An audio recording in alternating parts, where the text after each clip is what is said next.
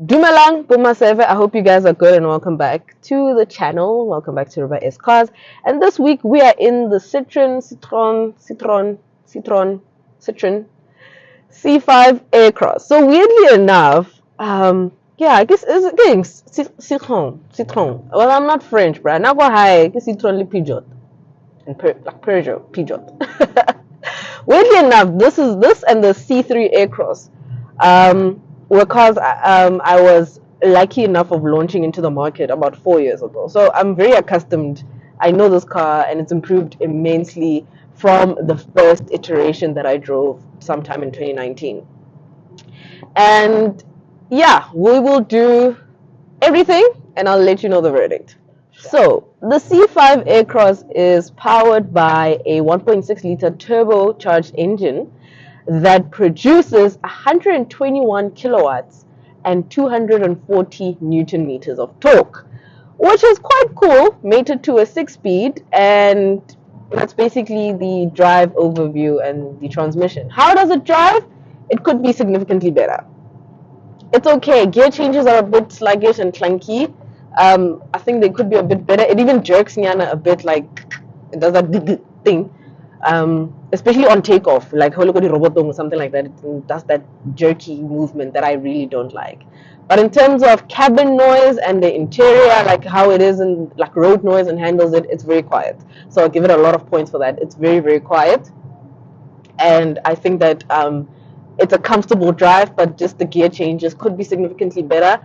It is a bit sluggish also on the drive. Doesn't feel like there's. I know it's a Citroen. There's not a lot of performance attributes that it's supposed to have, but I feel like it could be. It could be better. The drivetrain could be a lot better. So yeah, drivetrain could be a lot better. So when it comes to the interior, I do think that this is a very premium interior. As you guys have seen, it's stunning, well laid out. I am a bit disappointed that there's no black roof lining in this top of the range unit. I hope maybe you can tick it off, but I don't think a thing. Really enjoy the graphics, really enjoy the dials. It is a bit tricky to use at first. I did struggle a bit with the infotainment system, getting my claimed my fuel economy, how much I'm doing, it was a bit tricky. Also on the steering wheel, it kind of aligns with the infotainment system. So whatever you do on the right hand side, the dials there, it shows on it kind of operates this part, which is a bit tricky. Like okay,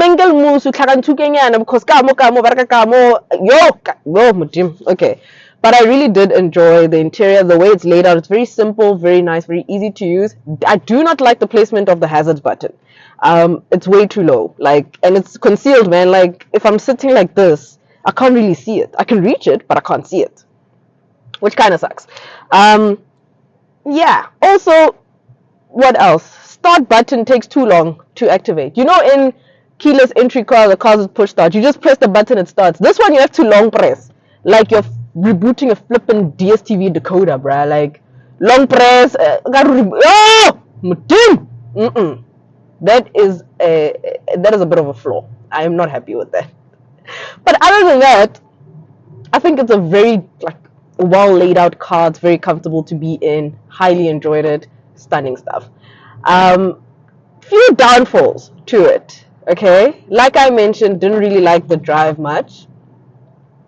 The exterior is stunning, beautiful in the front, but at the back it doesn't coincide. Rear lights could have been slimmer to kind of match the front, man. It feels like they just kept the old shape and then they just redid the front and said, guys, here's a car. Like they could have done a lot more with the rear just to make it a bit more modern. It doesn't look, the rear looked dated, but the front is stunning. Those LEDs, the way they pop up, it just makes the car look so beautiful. It's a stunning, stunning, stunning vehicle. Highly spacious also. There's a lot of legroom at the back. Saya sat comfortably. He did say he had a bit of compromised headroom. He is quite tall, but he said that he kind of enjoyed sitting at the back.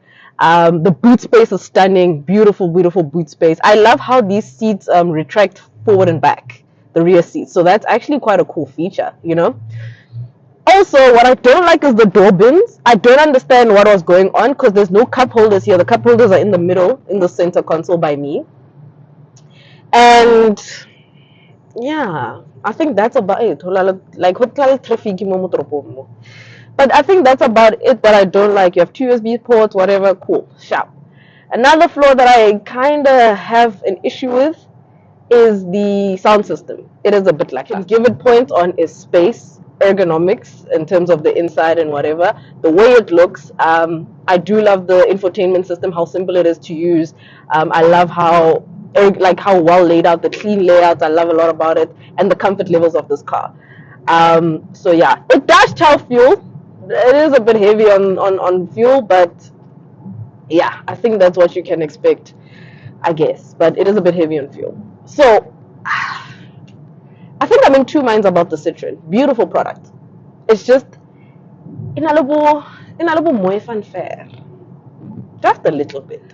So let's get to the pricing. A topic that actually has been frustrating me a bit, because when I saw the pricing of this car, I was highly frustrated.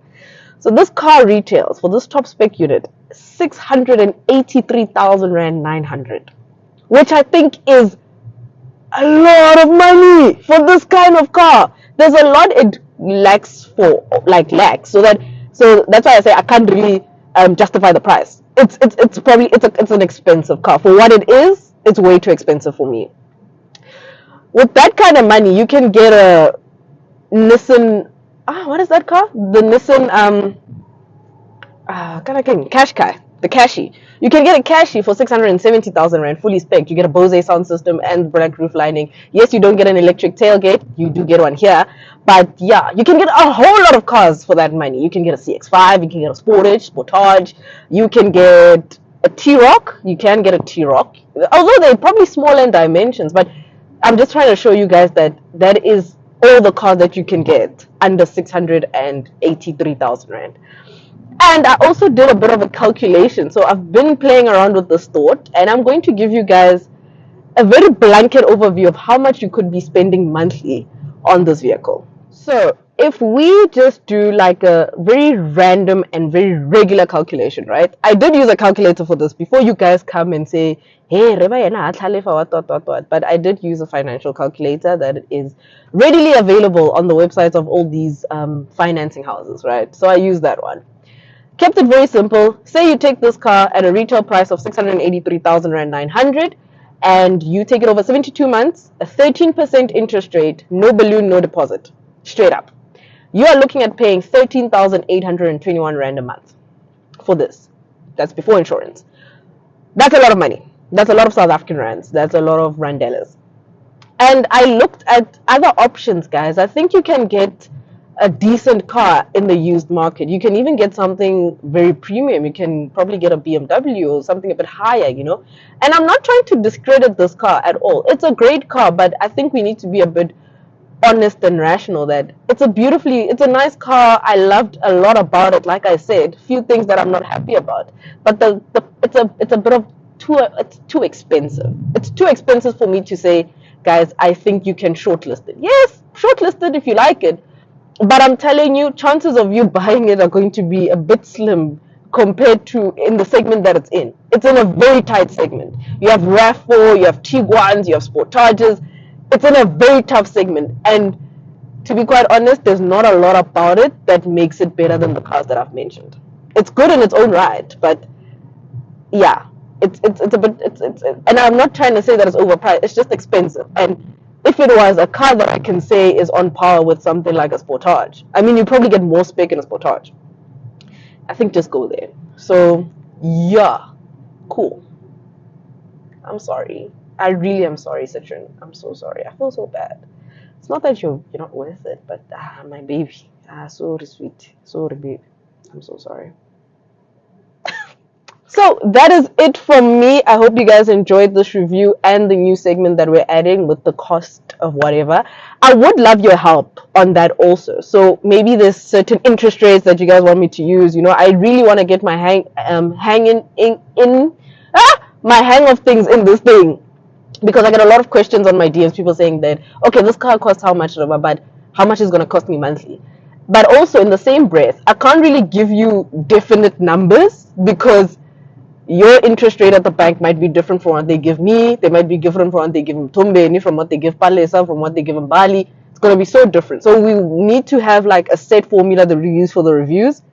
72 months is a long time, but I think a lot of people keep their cars for about 5 years. I think, 3 to 5 years. So let's say if you want to keep it long term, because I always suggest that when you're looking for a car and when you're spending money on a car, the roads in this city are just going to the dogs. If you're spending money on a car, I think people should also look at keeping those cars for at least 5 years. Because of the way the car prices are so high, try and get a car that you can live with for at least 5 years. So I really do hope you guys enjoyed it. If there's any mistakes that I've made or anything that you don't agree with, please do let me know in the comment section below. But I am playing around with the idea of letting you know how much you can be looking, a ballpark amount of how much you can be looking at spending monthly on a car, so that we can just see, this channel is all about growth, man. Let's just try different things, bro. Let's just try things. So yeah, thank you guys so much for watching. I'll see you in the next one. Jam-packed week ahead. I am tired. I'm already tired. I need to fix my hair. Oh, before I leave, guys, the awards, the Youth Owned Brand Awards. I'm a nominee under the Personalities and Influencers category. So I was really asking for your votes, guys. Voting closes on the 31st of May. So if you guys can get your votes in by the 31st of May, I'm going to put the link of where to vote in the description box. And then, guys, vote, share on Instagram, share on Twitter. Guys, I want to win. I would love to win an award. And imagine being an award-winning motoring what creator. Yeah! Mudim! But anyway, yes, I would like to win. So please do vote for me. But thank you guys. Thank you, Uma Survey, for the love and the support. Road to 10K. Hopefully by the end of the year, we'll be on 10K. And I'll see you in the next one. Bye!